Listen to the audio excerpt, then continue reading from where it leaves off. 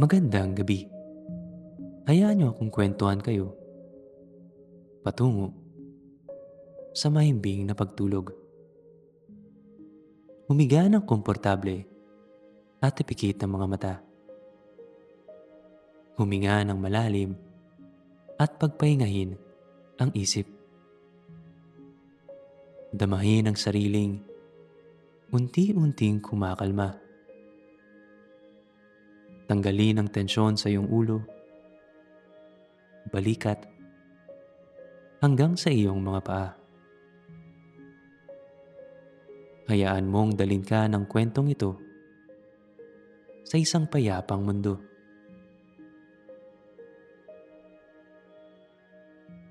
Ang unang kalangitan.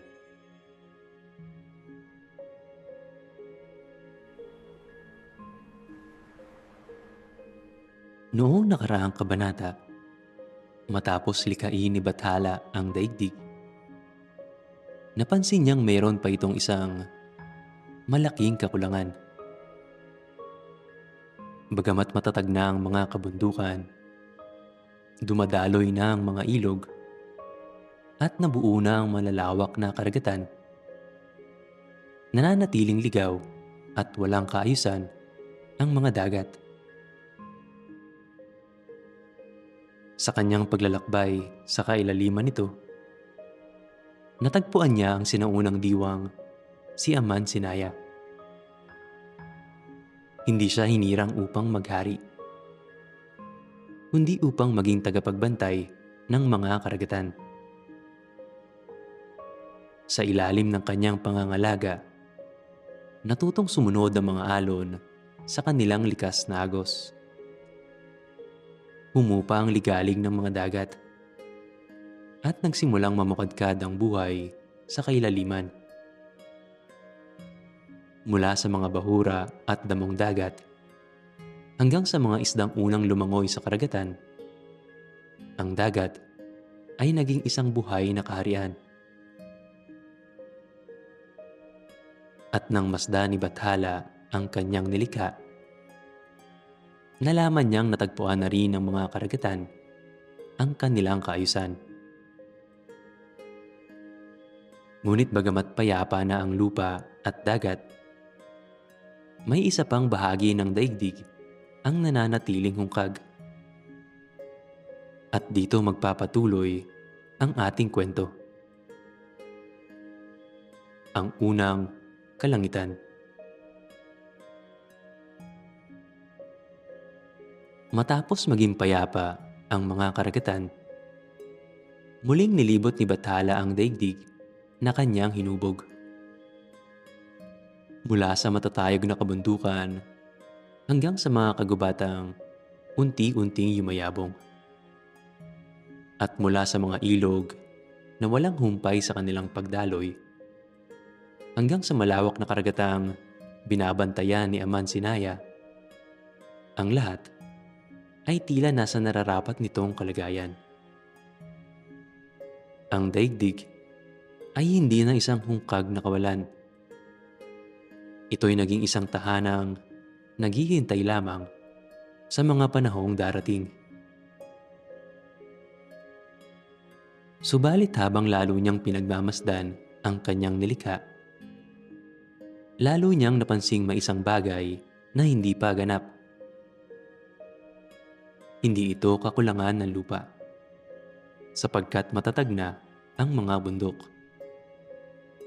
Hindi rin ito kakulangan ng tubig, sapagkat natagpuan na ng bawat ilog ang kanilang hantungan. Ang kulang ay hindi matatagpuan sa daigdig, kundi sa kalawakang nakabalot sa ibabaw nito. Wala pang umaga. Wala pang gabi. Ang liwanag at dilim ay hindi pa nagpapalitan. Ang buong daigdig ay nananatili sa isang walang hanggang himig ng takip-silim. At bagamat sapat iyon upang makita ang kagandahan ng nilikha, wala itong simula at wala rin itong wakas. Ang mga puno ay hindi pa nakakaalam kung kailan sisibol ng kanilang mga dahon. Ang mga karagatan ay hindi pa natutong sumabay sa paglipas ng panahon. Ang daigdig ay may buhay, ngunit wala pa itong tibok. Matagal itong pinag-isipan ni Bathala. Noon niya naunawaan na ang isang daigdig ay hindi lamang binubuo ng lupa at dagat. Kinakailangan din itong magkaroon ng isang kalangitang magbibigay ng kaayusan sa paglipas ng panahon. Sapagkat paano malalaman ng isang puno kung kailan ito mamumunga kung wala pang umaga? Paano matututo ang mga ilog na sumabay sa agos ng panahon kung wala pang gabi? At paano matututuhan ng mga nilalang na darating balang araw ang kahalagahan ng liwanag kung hindi nila mararanasan ang dilim? Itinuon ni Bathala ang kanyang paningin sa malawak na himpapawid. Noon niya napansing wala pa pala itong tunay na anyo. Isa lamang itong walang hangganang lawak na yumayakap sa buong daigdig. Wala pa itong mga bituing magsisilbing ilaw sa gabi. Wala pang buwan na magbabantay sa katahimikan. At wala pang araw na magbibigay init sa bawat sulok ng lupa. Ang kalangitan ay tila isang malawak na bulwagang naghihintay mapunan. Marahan siyang umangat mula sa daigdig at iniwan ng mga kabundukan, kagubatan at karagatan sa kanilang katahimikan. Habang lalo siyang tumataas, lalo niyang nasisilayan ang kabuuan ng mundong kanyang nilikha. Mula roon ay tila isang hiyas ang daigdig, napapalibutan ng malawak na karagatan at nababalot ng isang kalangitang wala pang mga bituin. Ngunit habang siya'y papalapit sa pinakamataas na bahagi ng kalawakan, may isang bagay ang kanyang naramdaman. Isang sinaunang kapangyarihang hindi nagmumula sa lupa, hindi rin nagmumula sa dagat. Ito ay nagmumula sa mismong kalangitan. At sa unang pagkakataon, mula nang malikha ang daigdig, naunawaan ni Bathala na ang himpapawid ay hindi kailanman naging hungkag. May mga dakilang lihim itong matagal nang ikinukubli.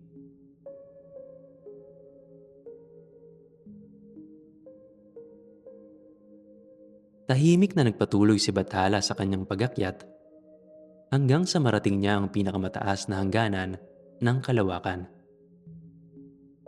Mula roon ay tila napakaliit ng daigdig na kanyang hinubog. Ang mga kabundukan ay wari mumunting gulugod lamang na umuukit sa ibabaw ng lupa. Samantalang ang mga karagatan ay tila isang walang hanggang salamin na tahimik na yumayakap sa buong mundo. Ngunit ang higit na nakatawag sa kanyang pansin ay ang kalawakang nasa kanyang harapan. Isang walang hanggang himpapawid na wala pang anyo, kulay o liwanag.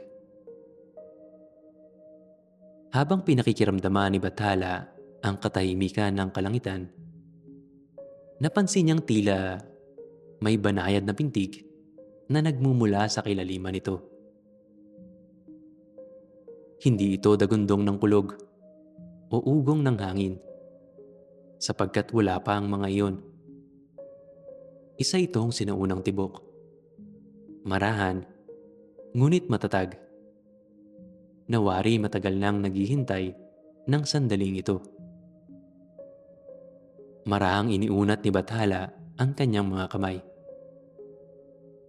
Sa kanyang pagdampi sa walang anyong kalawakan, ang himpapawid ay tila naging isang payapang dagat na unang ginalaw ng hangin. Kumalat ng mga banayad na alon sa buong kalangitan. At sa bawat paglawak ng mga iyon, ay unti-unting naghihiwalay ang liwanag at dilim. Hindi na sila magkahalong nakabalot sa buong daigdig. Sa unang pagkakataon, ay nagsimula silang magkaroon ng sariling landas. Mula sa liwanag, ay unti-unting namuo ang isang ningning na hindi pa kailanman nasilayan ng sansinukob. Noon lamang nagkaroon ng tunay na init ang kalawakan.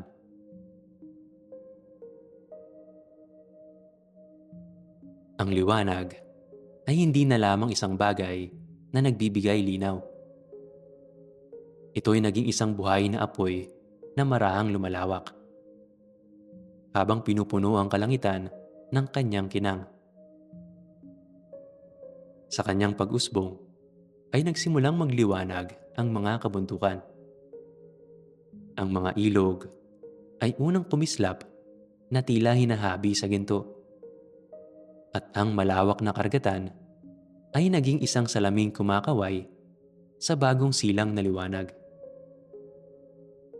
Sa gitna ng ningning na iyon ay nahayag ang isang dakilang presensya.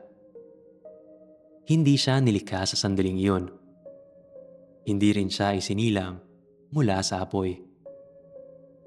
Siya'y wari matagal nang nananahan sa puso ng liwanag.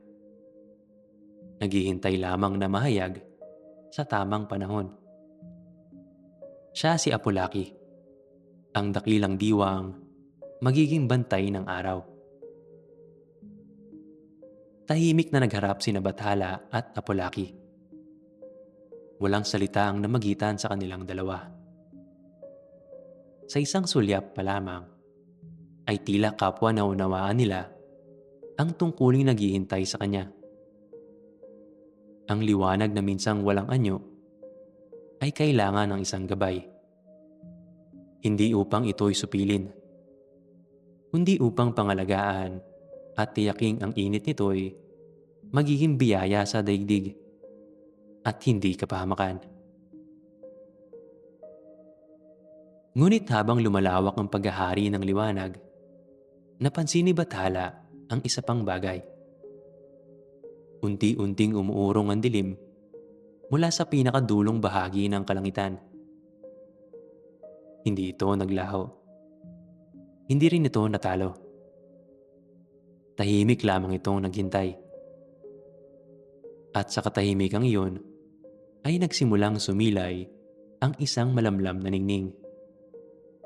Banayad, malamig, at payapang tila kabaligtaran ng apoy na nagbibigay init sa daigdig. Habang marahang sumasayaw ang maputlang liwanag sa kalangitan, isang ikalawang dakilang diwa ang nahayag. Hindi siya nagdala ng init. Nagdala siya ng kapanatagan. Ang kanyang liwanag ay hindi nakasisilaw, kundi nagbibigay gabay sa katahimikan. Kung ang araw ay nagbibigay lakas sa daigdig, ang kanyang ningning ay nagbibigay pahinga rito. Ang dakilang diwa ay si Mayari.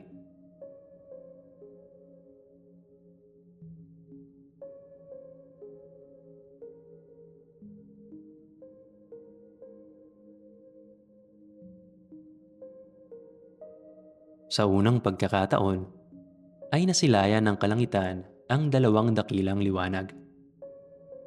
Isa ang maghahari kapag ang daigdig ay gigising, at isa ang magbabantay kapag ito'y magpapahinga.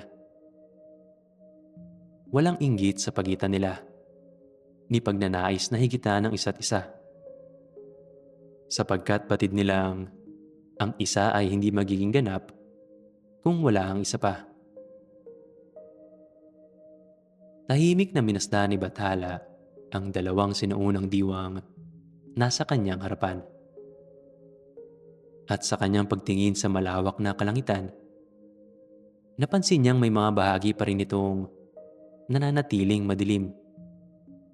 Mga sulok na hindi naaabot ng araw at hindi rin sapat na naliliwanagan ng buwan. Ang kalangitan ay maganda na, ngunit hindi pa tuluyang ganap.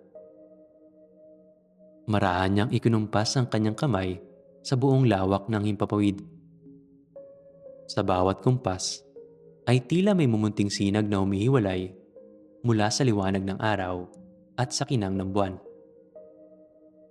Lumilipad ang mga iyon sa pinakamalalayong bahagi ng kalangitan. At isa-isang nagningning na tila mga mumunting apoy sa kalangitan ng gabi. Sa gitna ng mga bagong silang na bituin, ay may isang ningning na higit na maliwanag kaysa sa iba. Tahimik itong gumalaw sa gitna ng kanyang mga kapatid. Nawari isang pastol na marahang nagtitipon ng kanyang kawan. At bagamat wala pang tatawag sa kanyang pangalan, batid ni Bathala na ang bawat bituin ay magkakaroon ng isang tagapagbantay. Isang dalagang ang liwanag ay magiging gabay sa mga maglalakbay sa mga panahong darating. Ang kanyang pangalan ay Tala. At sa unang pagkakataon, mula nang malikha ang daigdig, ang kalangitan ay hindi na lamang isang walang hanggang lawak. Ito ay naging isang tahanan ng mga liwanag na magbabantay sa mundo sa paglipas ng walang hanggang panahon.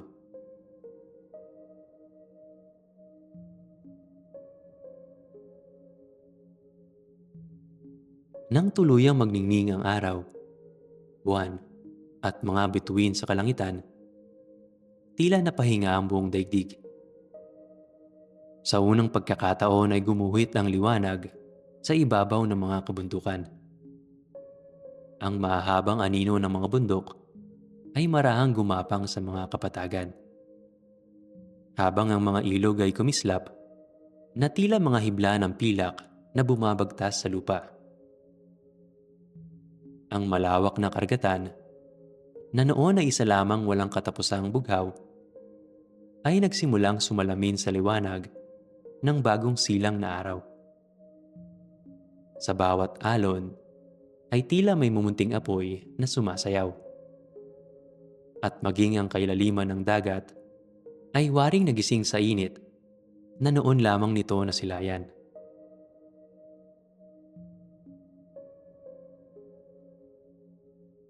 Mula sa ilalim ng tubig, tahimik na minasdan ni Amansinaya ang mga pagbabagong iyon.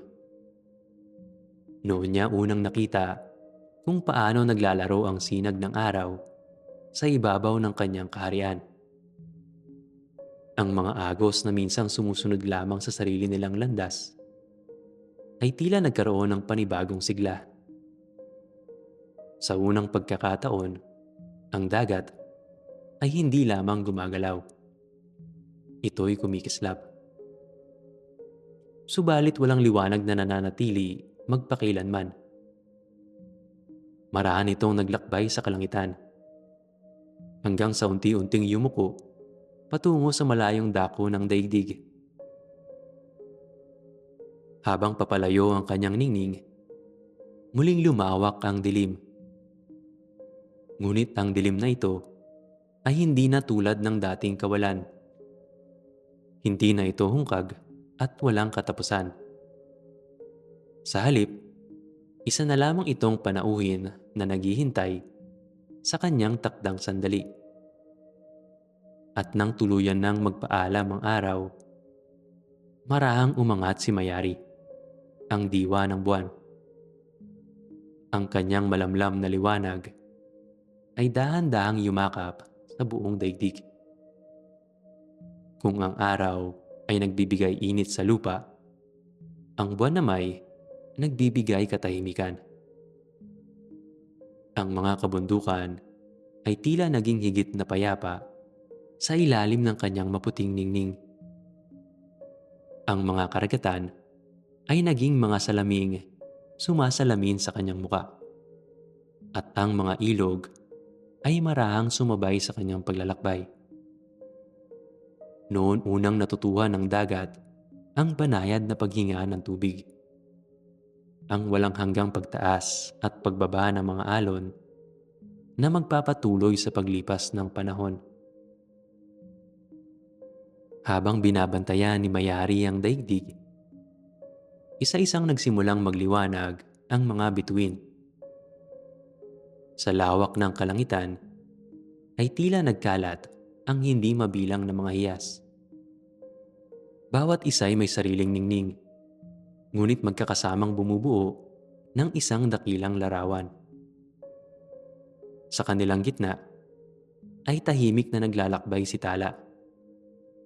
Hindi siya ang pinakamaliwanag sa kalangitan, ngunit siya ang nagtitipon sa mga bituin at nagbabantay sa kanilang walang hanggang sayaw.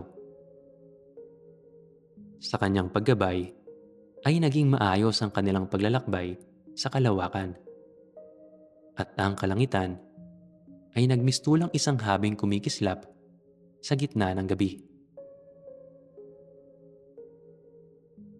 Mula sa pinakamataas na bahagi ng himpapawid ay pinagmasdan ni Bathala ang kanyang bagong nilikha. Noon niya nakita ang isang bagay na hindi pa umiiral noon.